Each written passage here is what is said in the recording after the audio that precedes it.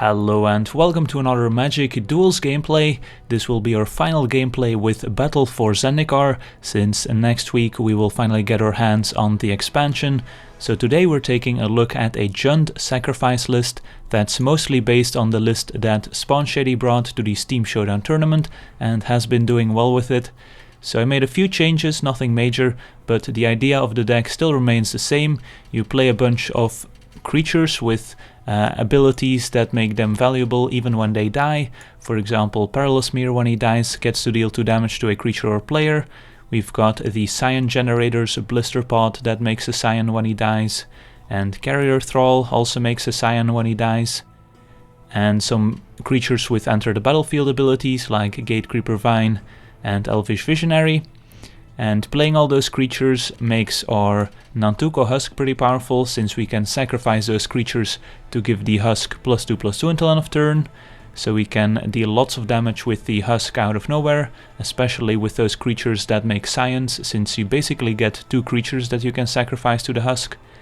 And then the deck also has an other dimension, which is using Act of Treason on the opponent's creatures to steal them for a turn, maybe attack with them, but then most of the time we will be able to sacrifice the creatures we've stolen with Act of Treason with our own cards. For example, we can sacrifice them with a Nantuko Husk, or we can sacrifice them to a card like Evolutionary Leap to find another creature with. And of course we also have cards like Bone Splinters that requires a creature to be sacrificed as an additional cost to destroy a creature. So there's a lot of fun things we can do with the opponent's creatures once we've stolen them, and also works around indestructibility, so we could even steal an Ulamog, for example, and then sacrifice it after attacking. So Act of Treason is basically our only red card, and the rest of the deck is very similar to the green-black Scion sacrifice deck I posted a while back. So let's go over all the cards real quick. We've seen most of them. We've got Blisterpod at 1 mana, making an Eldrazi Scion token, which we can also sacrifice by itself to make 1 mana.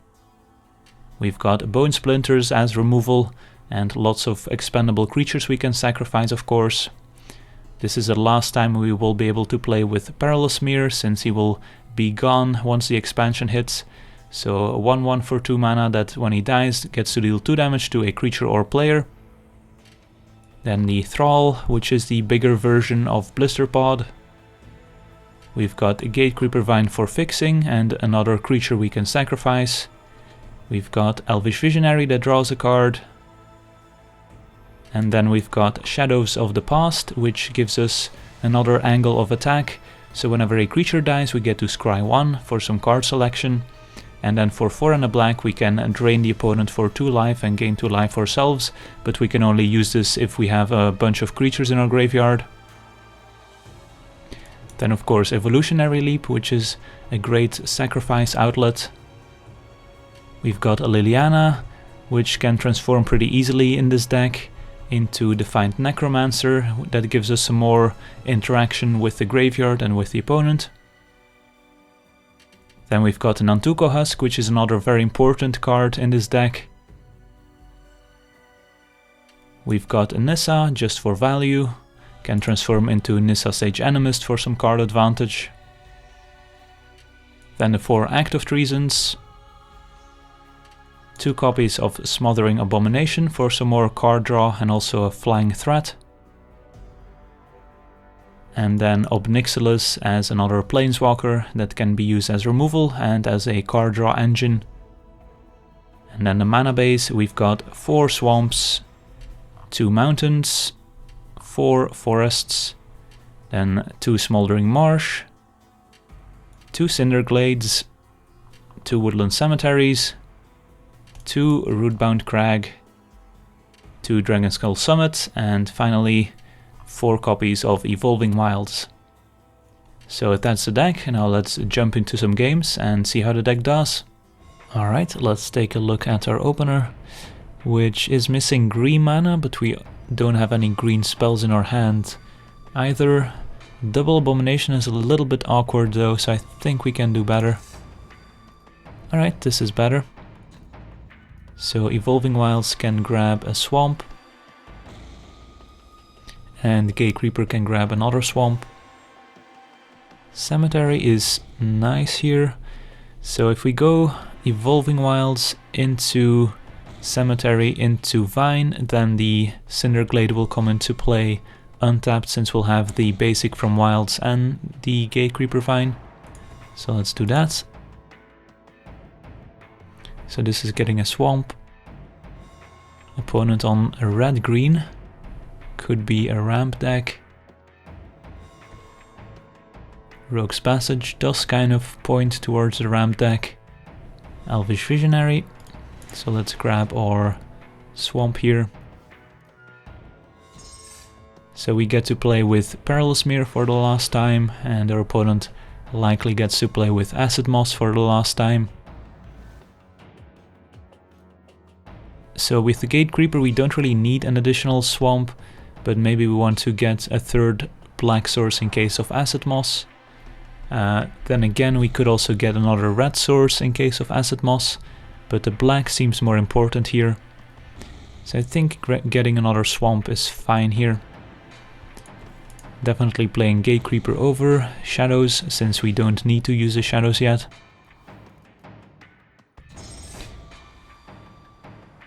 And this can also block.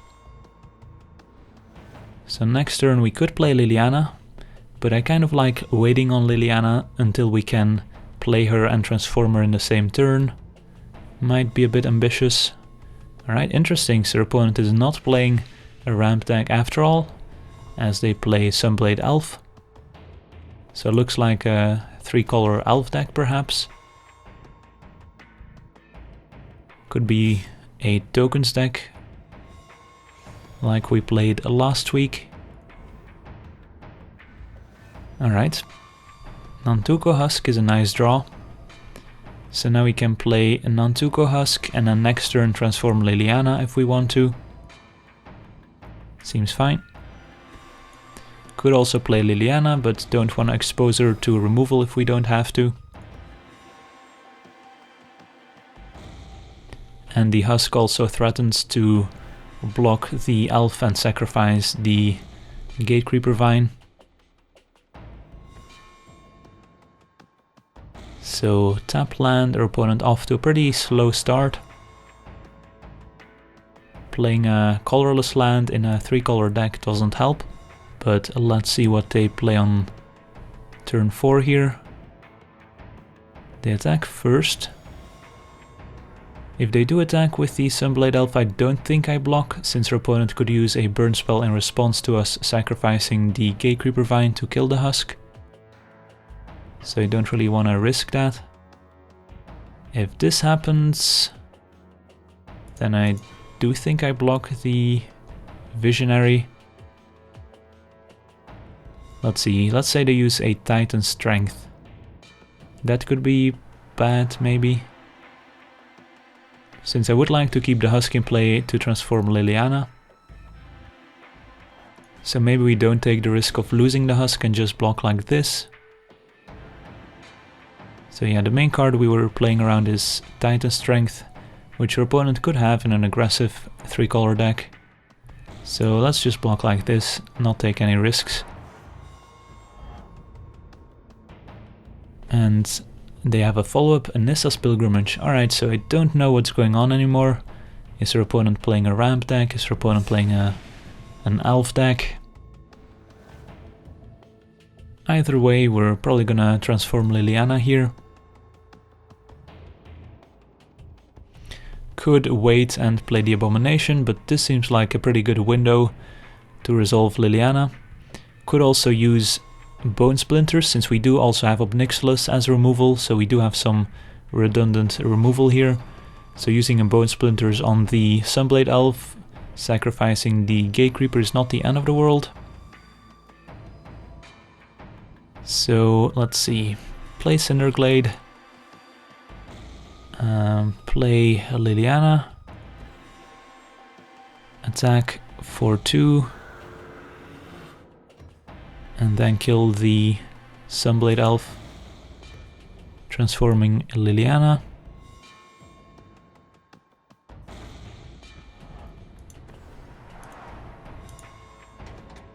And then we can make everyone discard, or we could get the Gatecreeper Vine back, which also doesn't sound bad, but plussing a Liliana seems fine here to protect her against possible burn spells. Question is, which card do we discard? I think we probably discard the Shadows, even though it's pretty good. But I want to make sure we can cast Ob Nixilis next turn, and the Abomination can also provide some card advantage. So Shadows will have to go, and now our opponent has to try and get rid of Liliana, otherwise they're in trouble. Discarded a Forest, which they had from the Pilgrimage. And next turn, if we have 2 Planeswalkers in play, it's going to be pretty difficult for our opponent to get back. Woodland Wanderer, alright, so that's a prime target for Ob Nixilis. Only a 5/5. And do we see an attack? Nope. Carrier Thrall is also not bad. So let's see.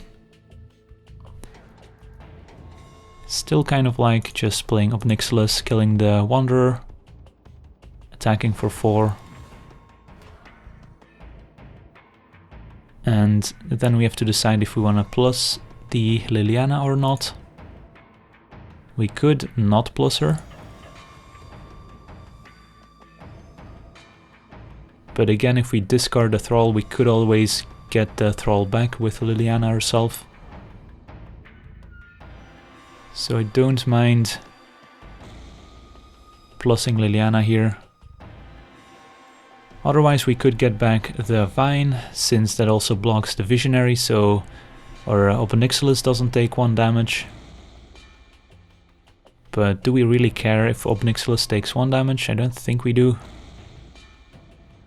Alright, let's work towards an ultimate here. Discard Thrall. Still think we want to discard Thrall over Abomination, since we do have this Husk in play. Pass. And our opponents might even be attacking Liliana instead of Ob Nixilis. And let's see, we have 4. We could also do a lot of damage next turn if we draw a creature, since we could play a creature, get back the Thrall, and then attack with Husk and a zombie token, and then sack a bunch of stuff to the Husk. And opponent does indeed attack Liliana instead of Ob Nixilis. Plays a Flame Shadow Conjuring, so setting up for a big turn next turn. But here we draw a Perilous Myr, which is pretty great. So I think we can kill, let's see. So we have 3 creatures we can sacrifice plus 2 damage from the Myr, so that's 8, 9, 10, 11, 12. So if we draw another creature with Ob Nixilis, we win the game. Alright. It's an Evolving Wilds, so not quite killing our opponent here. Alright, let's again play it a bit conservative. Just attack for 4. Plus Liliana, discard Evolving Wilds. And if we still have the opportunity, we can go for it next turn. So plus 2, discard Evolving Wilds. So we could ultimate Liliana next turn. Opponent discards a Green Warden. So they have potentially 6 mana available.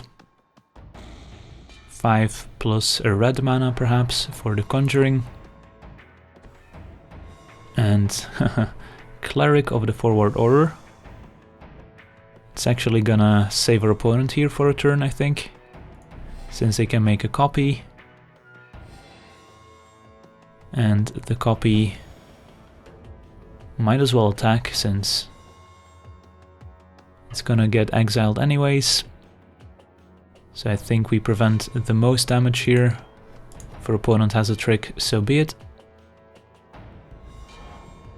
So Liliana takes 1 and her opponent has no tricks. Upkeep, sacrifice the zombie.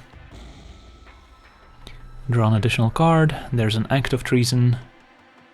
So let's see, Act of Treason plus Perilous Myr plus get back the Thrall. That's 2, 4, 6, 8, 9, 10, 11, 12, 16, so not quite. So again, I think I just wait another turn here. Draw an additional card. There's a Dragonskull Summit.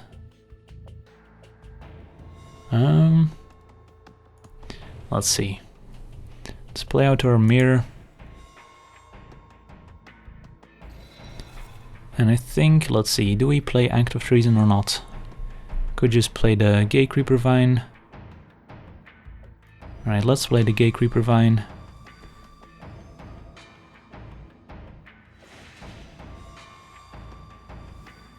Get a forest.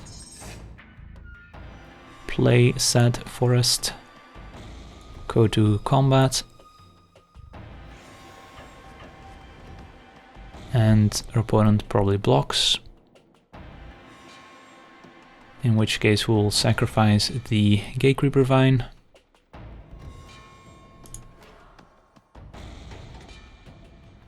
Draw an extra card. There's a leap, which is nice. Let damage happen.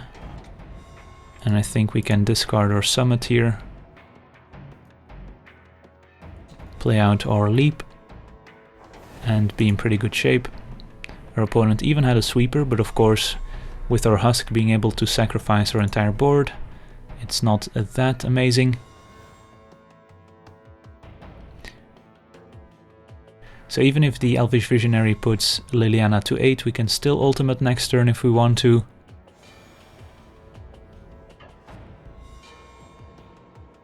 So I think this is fine.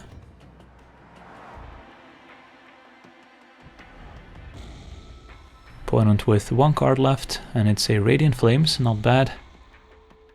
So we want to sacrifice our Myr, deal 2 damage to our opponent, draw a card with the Abomination, then sacrifice the Abomination to the Husk, and our Husk will survive.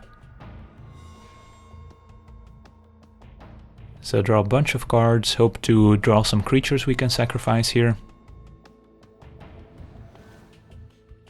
Instead, more lands. Let's plus. There's a Nissa, which isn't bad. We could ultimate the Liliana here, but we could just sit back. Let's start by playing Nissa. Get a forest. Transform a Nissa. +1, so got 3 planeswalkers going. Hope our opponent doesn't play Tragic Arrogance. Let's just hit for 2. And let's keep Liliana around, just +2 her. Got plenty of cards to discard anyways. And it's not like the ultimate wins us the game right away. So we can pass. Could have played the additional Evolutionary Leap in case our opponent destroys it somehow. Still nothing. Alright. So how does this ultimate work again? Whenever a creature dies... Alright, got it. So... let's ultimate a Liliana plus Nissa and play the Visionary. Draw a card. I think we can plus. Draw another card. There's a Thrall. Alright.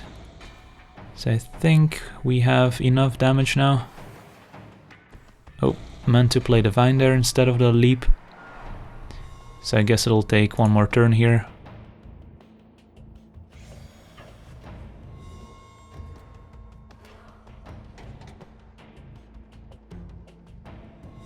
Otherwise we could have killed our opponent for exactly enough. But I think we'll survive.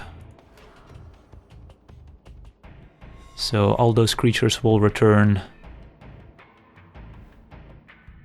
at the end step.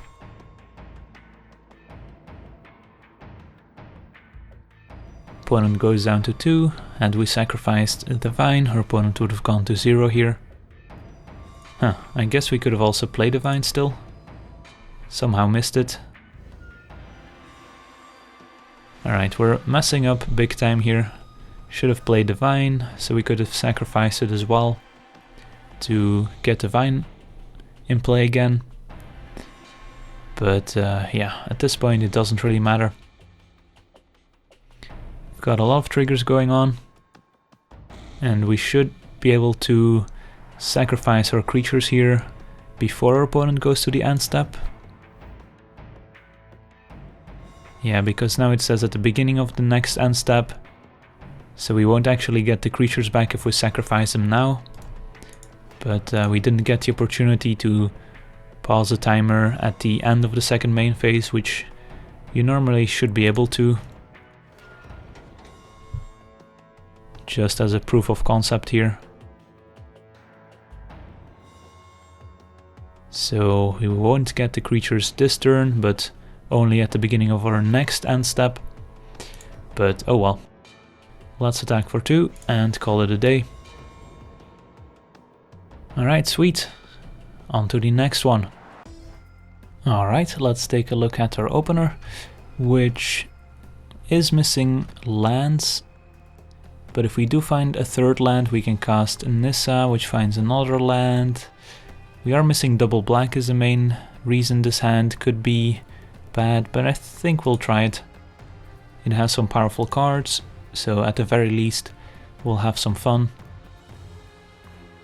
So turn 2 Blisterpod, not the most impressive start. But if we find another black source for Liliana, we are in business.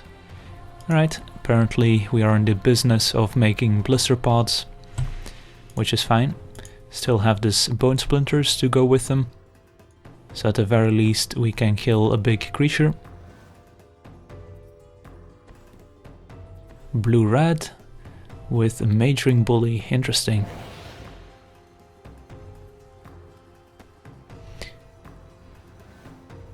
So, alright, Carrier Thrall. I'm not above using a Bone Splinters on a Majoring Bully, because this card can be pretty scary. And let's say we play the Thrall. Do we double block? What if our opponent disperses a Thrall or just kills it with a Fiery Impulse? Then we lose a lot of creatures. So I kind of like playing Blisterpod and using Bone Splinters on the Majoring Bully. And hope our opponent doesn't have too many more big creatures. And we can also attack for 1 with the Blisterpod. Could also just be patient, play the Thrall, see what our opponent does. But I kind of like taking the initiative here and getting rid of the bully. Since I think our late game is pretty good with this hand, so we just have to survive the early aggression. So get in for 1. Now we can also sacrifice the Scion token next turn to cast Nissa.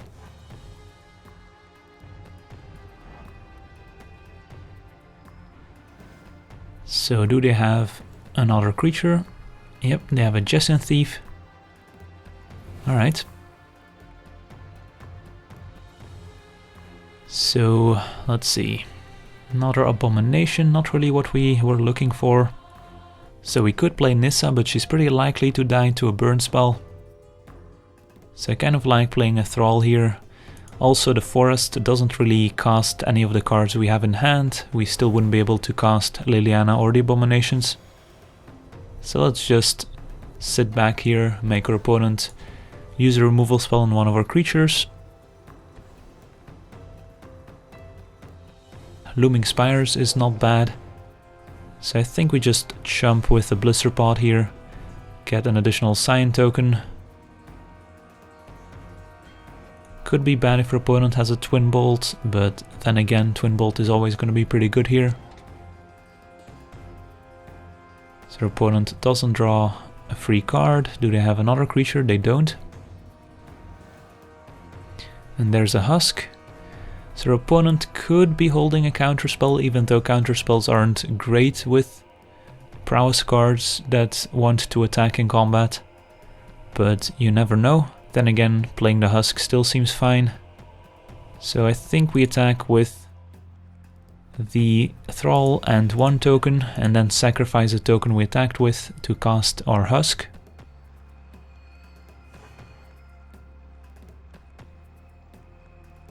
So our opponent takes 3. Let's not sacrifice. Let's just do this. Use our mana pool system. Cast our Husk. Alright. Does our opponent have anything end of turn? They don't. So now we have a Husk in play, which can block a 1/3 thief and can also become larger. So our opponent might not attack. Never mind. Alright, I'll bite. Make them use their tricks if they have any. Telling time, alright. Let's sacrifice the Thrall. Get a token, make a 4/4. Does our opponent have another trick? Could find one with the telling time, of course.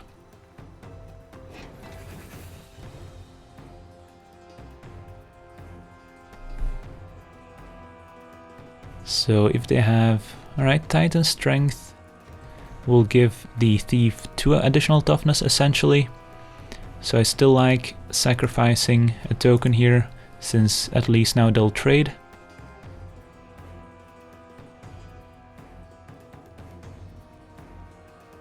So now the question is, do we want to sacrifice one more? It's pretty bad if our opponent has a Disperse, but not even the end of the world if they have it. This is interesting.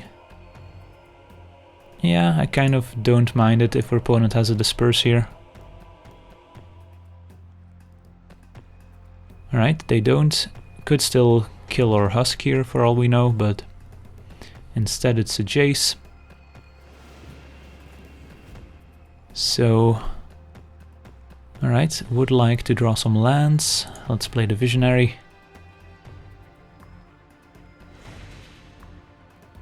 And another Visionary, alright. So, our opponent could transform Jace next turn, not much we can do about it.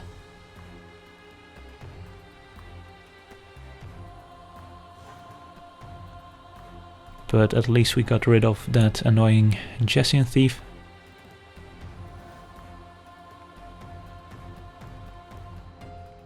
So Jace can flash back a strength, but there's no creature in play, so maybe telling time, maybe just pluses on the Husk.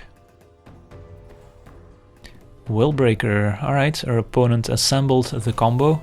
Willbreaker plus Jace, our opponent can steal our creatures, so I wanted to sacrifice the Husk in response, but I didn't click pause timer in time, because we could have sacrificed the Husk just so we don't give our opponent the Husk, since if we would get the Husk back, our opponent would sacrifice the Husk anyways. But now we're in a bit of trouble, since we don't have a ton of removal. We already used a Bone Splinters. Did not expect Willbreaker. So yeah. Opponent can steal a creature every turn. Has a Husk in play now, because we failed to sacrifice it to itself in time. Kind of don't want to play any of our creatures, but kind of have to play Visionary to find lands.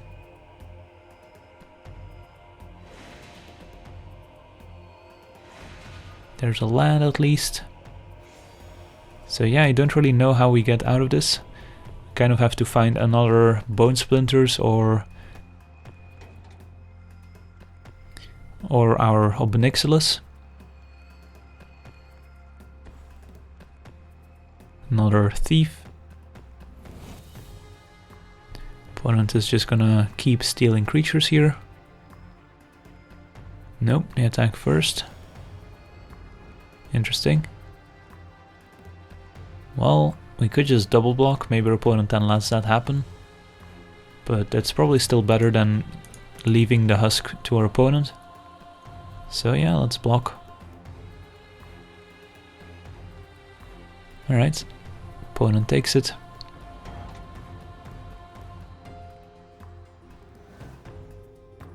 And did not plus the Jace, if I'm not mistaken. So here, let's see.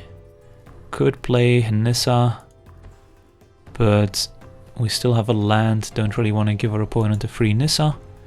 So I think I'll pass. Does mean our opponent gets to hit us with a thief, but so be it.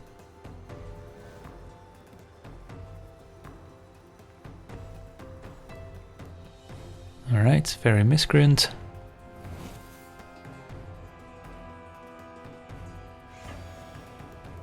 Hit us for 1, not even attacking with the Willbreaker, which I don't really know why, since there's not a lot of stuff to play around.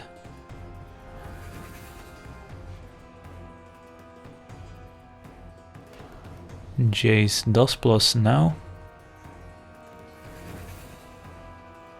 So we get to untap, find an Evolutionary Leap, which is actually not bad against the Willbreaker, so at least we can sacrifice our creatures before our opponent gets to steal them. So let's play our Leap. Did not mean to tap out all our red mana there. Still not playing Nissa, since we want to wait until we have green mana available.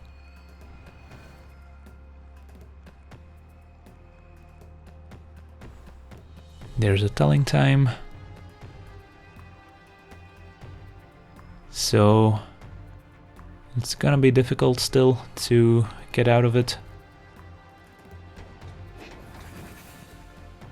Maybe if we find 2 Perilous Myrs, we can deal 4 damage to the Willbreaker. So now our opponent gets in with the Willbreaker, we take 5, go down to 14. Opponent gets to draw a card, so our opponent is going off, even have a Chandra.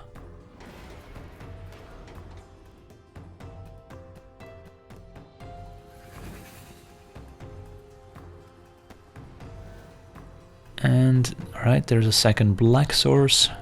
Does that do anything? Not much, but I guess it's a start. Let's play out our Nissa. Could have waited one more turn to transform Nissa right away, but I don't know. At least by sacrificing the Nissa we're more likely to find a Perilous Myr, which is step 1 of killing Willbreaker.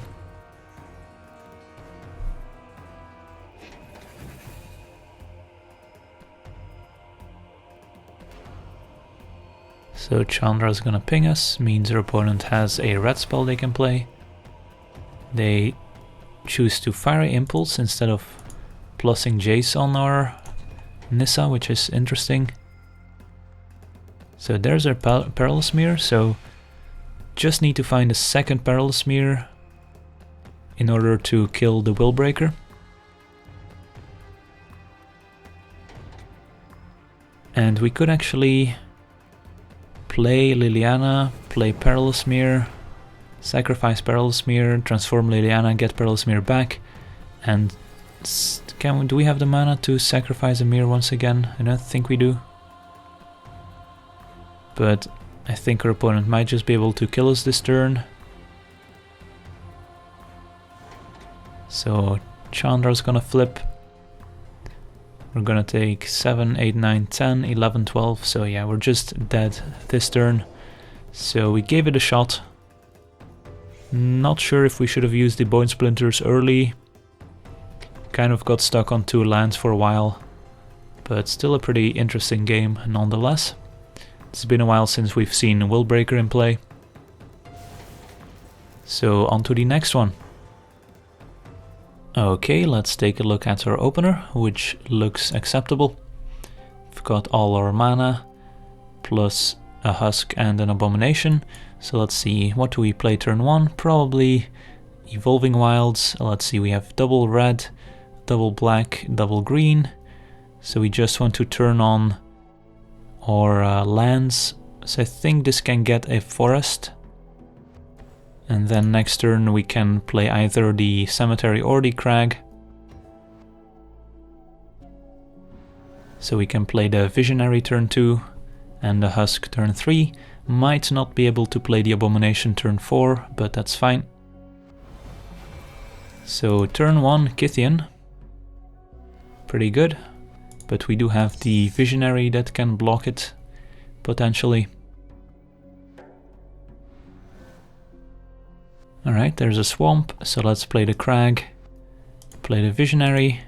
Next turn we can go swamp, Husk, and then either marsh or cemetery into Abomination, which should be pretty good. So hopefully their opponent doesn't have an enchantment that they put on Kythian here. Alright, just a Topen Freeblade.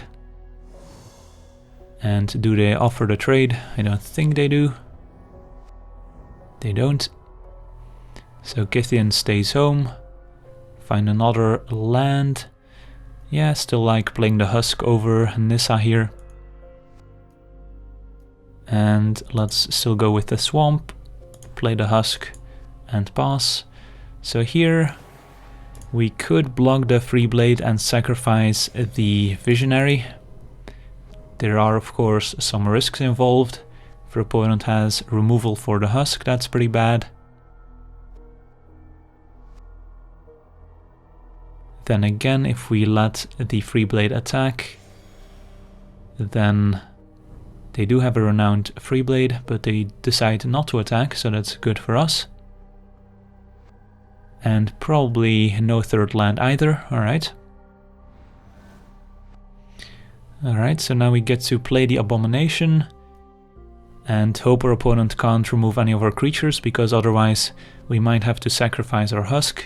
But we don't really have any better options, so let's go for it. Play out our Abomination and pass. Definitely not interested in attacking. Our opponent could also have cards like Celestial Flare. But they did not play a Reprisal end of turn there, so they might not have Reprisal in hand. Otherwise they could have killed the Abomination. Instead, still nothing. And still no play, but their opponent definitely looked like they could play something there. So, do they have... Alright, they drew into the Reprisal maybe. So, this is interesting. So, the trigger of the Abomination is on the stack, so we have to sacrifice a creature. But of course, if the Abomination is dead, we don't get to draw that extra card. So we're still forced to sacrifice a creature, so I think I'll just sacrifice the Abomination in response here, so at least we get to draw one extra card, but we will still have to sacrifice the Elvish Visionary here. And we won't get any value from that, unfortunately. But otherwise, if we also sack the Visionary, we would have to sacrifice the Husk here, which I don't think we want to do, but this does free up an attack. Let's start by playing out our Visionary here, just in case our opponent double blocks. Since I don't want to play out the Abomination quite yet, find another forest. So now we can attack with the Husk, since I'm happy to trade Visionary for those two. Opponent does not block, takes 4, and now we get to play Nissa. Make sure this comes into play untapped, and get a forest. And then next turn we can play the Abomination and start drawing some more cards.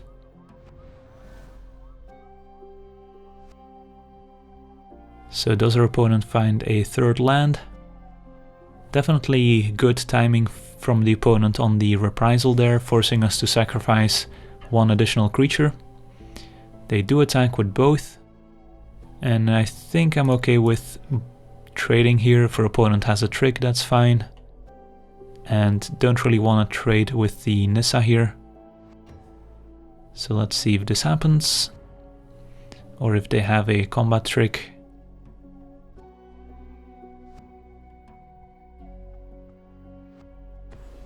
They have a Celestial Flare, alright, that's fine. So we have to sacrifice a Visionary. Could have sacrificed it to the Husk, but that doesn't really do anything. So our opponent does get a Renowned Token Freeblade now. But at least we got a Celestial Flare out of our opponent's hand. And they're probably not going to do anything this turn either. Alright. There's a Thrall, so we can play Thrall plus Abomination, which is pretty nice.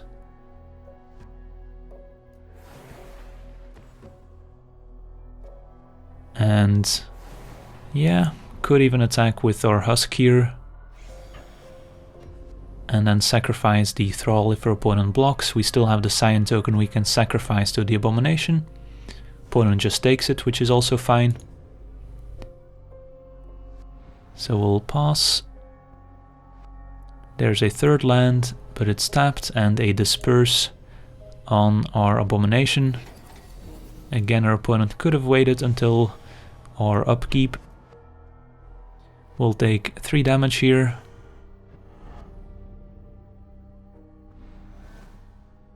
Alright, there's a Shadows, which is also not bad. But I think we start by transforming Nissa, see what we draw. +1. Find Evolving Wilds. Alright. So, let's see here. Probably just gonna Shadows plus Abomination. And do we attack? I don't think we do. I'd rather stay on defense with the Husk to protect the Nissa.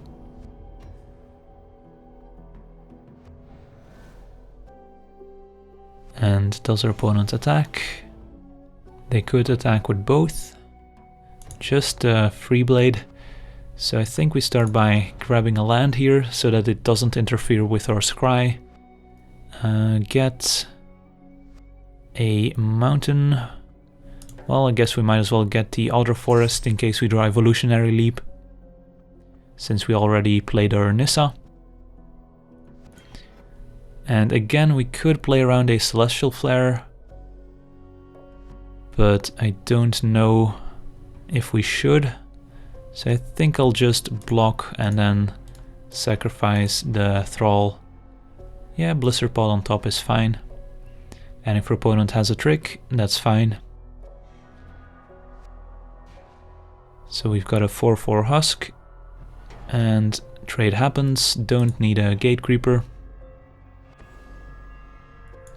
And Disperse on Nissa, okay. So we get to untap, sacrifice the token, Act of Treason on top. So now we get to play out Nissa again. I guess now I regret fetching the forest with the Evolving Wilds, since now we don't get to search up a forest, but oh well. Play out our land, transform Nissa. See what we draw. Another Act of Treason. Alright, so 4 creatures in the graveyard as well, so we can start activating the Shadows. But here, I think just playing Blisterpod and using Act of Treason on Kythian is fine. We do have to keep in mind that if Kythian transforms here, he will get exiled and our opponent will gain control of the transformed Gideon, so we don't actually want to have the Kythian transform here. So how is it worded exactly? Alright. And so this happens at the end of combat. So when this trigger goes on the stack, we can sacrifice it to the Husk. So let's see, can we actually kill our opponent here? So that's 8, 9, 10, 11, 12. So we can't kill our opponent quite yet. So we'll just hit for this much. And in response to the trigger, we'll sacrifice it, land on the bottom.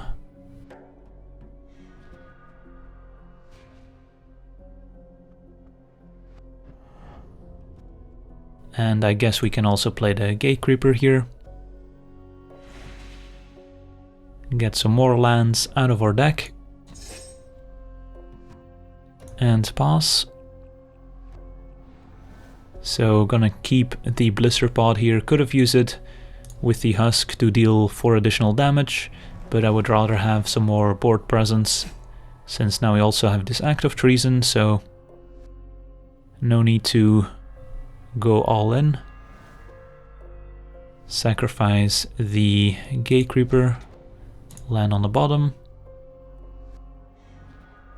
Find a Bone Splinters, so here we can just Act of Treason Nissa, attack with everyone, and that's gonna do it. Alright, so our opponent did get stuck on a few mana there, but yeah, there we go. I want to thank you for watching, I hope you enjoyed this gameplay, and as always, have a nice day.